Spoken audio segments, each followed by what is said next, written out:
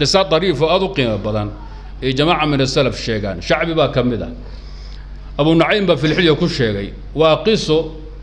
حكمة أو لغلا بحايو هذا مرتوي هذا البلغلا بحايا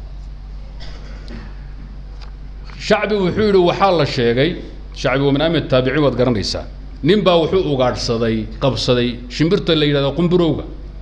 قنبرو ما تقانا وقول لي ذا كدر يحي لكن وكير يحي قول لي ذا در كذا لكن وكير قنبروغا اللي هذا شمبر تاسو قبصدي لين مركو دبسي يلا هذا شو وحيد تري نيو هاي ديلين بيت هذا الديلين صدق حكمك وأنفعنا كل شيء بيت حلم حوضا لا ده وحيد ترى أنا هذا يدي شو دي عنته هلو يتشيل هذا هلي بقبض وحبك هاقتر ما يجي قاعدشك وهيسن هرتا كاها قبتر ما هي واحد يدي شاب هرتا بلاش أيضا سيداتها هذانا صدق حكمان كل شيء هي نادي الدين هذا قو أنصت ويا هي بوري وحيد ترى حكمة كوبات مركز يسيد يسان كل شيء حكمة الله بعدنا مركان جيت كافولا كل شيء مدة صدحنا قوة دير مكان ركض كجي يستاهل يا كل شيء علماء هذا اللي بيقول بحياة وأنا حقيقة جرتها ده مركب بني آدم كله فيري بركاسو سيداي وحيت لحكمتك وحاول لا تلهفن على ما فاتك عفوا يا أنا خلد وحيت أنت سيدين هرت مد بان كل شيء يعني وحلانا أنا كاتجي مد بان كل شيء مركز سيدي زرع ونجيت كفرنا مد بان كل شيء مركز قوي كفرنا مد بان كل شيء تكوبا وحاول وحكو دافاي بيتيرها كقومين sidaadu wax ku dhaafay shalaytiyo qoomay kugu reebin dhig karnayso kugu ridin waa laga socdaa way ku martitaa haga daba tag waa gartay buur geedka markay fuush yaa wuxuu tiisad labaad xigmad labaad ee ballan qaaday soo daa waxay tii la tusaddiqanna ma la yakun annahu yakun harumayn bay tiri waxaan dhicin inuu dhici doono waxaan hadda adan hubin inuu dhici doono ha aamini kadib markay geedkii fuushay bay la hadasho waxay tiri doqon baa taay tiri maxaa yeelay nin ayaan daroon nasiib xunna waa taay tiri haddaad i qabsan lahayd oo gowrici lahayd meesha dhuuntayda ee gulgulada ama xawsal la yiraahdo waxaa ku jiray tiri laba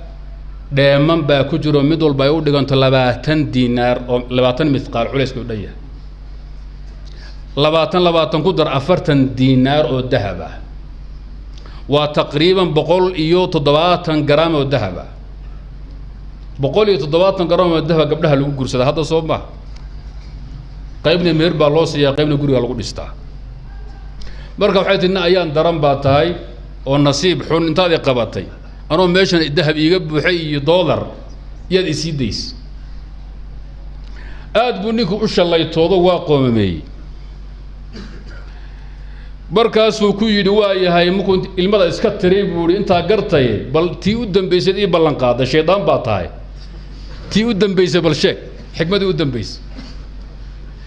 بركاس وحي كتجري سين حكمة قدام بيس صدحت كل شيء أضو الله بده ربح المامي maxay horaan ku soo tiri wax ku dhaafay ha ka shalaytoon waxaadan hubinna hubaal ha ka dhigin labadaas oo ku soo sheegay wada hilmaantay mid saddexaad maxaa lagaaga dhigay bay tir doqon baaba tahay haddana waxay tiri inaad doqontahay waxa ku tusaysay tiri ariga qumburow baa la yiraahdaa waxay tiri baalkayga iyo hilibkayga iyo laftaydii iyo ludiga dhacaan waxaan leeyahay la isku daro culayskaygu 20 mithqaal ma gaaray jir waad ogtahay waxaan ku sheegay meeshan inay ku jirto 40 mithqaal sida horta u rumaysay dabaalnimadkaada sida u rumaysay ayada dhan baan dhannayn waxaan konton garaam ka badnayn oo wada aragtay inta leegta waxay tiri laf iyo lud iyo baalka wax dhahay la isku daro ma dhani wixii aan ku sheegay nuski xataa ma dhani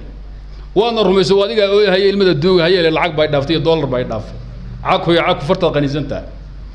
marka waxay culimadu mithaalka u keenaan waa mithaal ay u keenaan iyo xikmo loogu talagalay qanaacadu iyo iimaan samidu balaayo badan bay kaa badbaadaysaa hunguri la'aantu ama iimaan la'aantuna waxay kugu ridaa balaayo ku dhex fadhis caqiida darrana way kugu abuuraysaa inaad been xataa rumayso been aad rumayso 40 mithqaal oo dahaba xagee laga shimbirta wada garta xagee tahay midda kale qooleydu meesha xawaa kuma qaadaba midda waaweyn qayb laakiin qumbirogu wuu baahli yaro halkan ka gaaban way qoolida nuskeeda maba qaadi kara waxaas oo dhan wuuna aaminay muhiimadu marka waxa weeye degdega adduunka iyo xooladoonku iyo bil raadisku iyo hebel baa ku dhaafaydu Soomaaliya iyo sidin ku ridin meela daran sayidka qoli u durxulayaan qaraabana markaas wuxuu yiri hungurigu reehebel wuxuu ka ridaa hogobyo shaytaane reebelki sheegi maaye wuxuu yiri hungurigu reehebel wuxuu ka ridahayaa hogobyo shaytaan hungurigu wuxuu ka tuuri dakhal sheeb qawiyu ka tuuri laago bad qolyo Soomaalida arintay dhandhan baan raadinayna iyo miir kuli baan raadinayna waagi dambe iyagoo waa naloo keeno quraan aanu saaray Soomaalida waxaan waa aad in looga fiirsado u baahan yahay